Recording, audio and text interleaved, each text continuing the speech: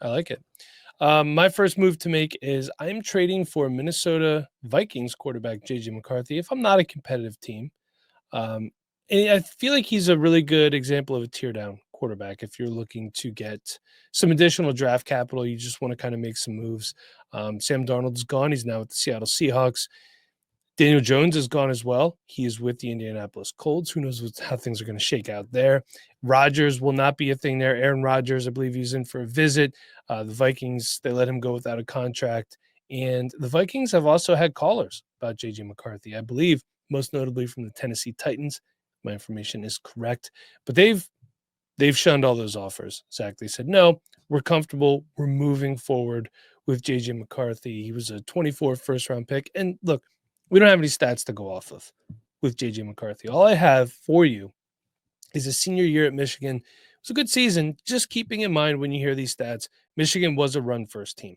Okay, 240 out of 333, and that's a 72.1% completion percentage, Zach.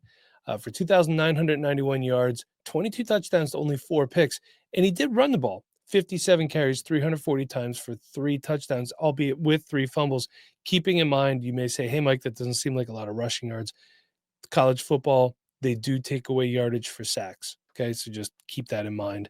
He's player 40 on keep trade cut. Quarterback 14, okay, which I do feel like maybe quarterback 14 might be just a little too high for a guy who hasn't played yet. It's a lot of foreshadowing, but still. What does it cost to tear down to JJ McCarthy? I pulled some trades from Fantasy Calc, and I know a lot of people say, hey, we pick and choose our trades. Look, a lot of the trades on there have like 13 or 14 moving pieces, and I try to just find the most simple trades that I can for you guys. Okay, just keep that in mind. So here's one: CJ Stroud for JJ McCarthy in a 25 second. So especially if that's a high second, you could end up getting a nice running back to pair with that as well. Straight up, you have good wide receiver room. You can do Jalen Waddle for JJ McCarthy, crossing positions there. Here's another one.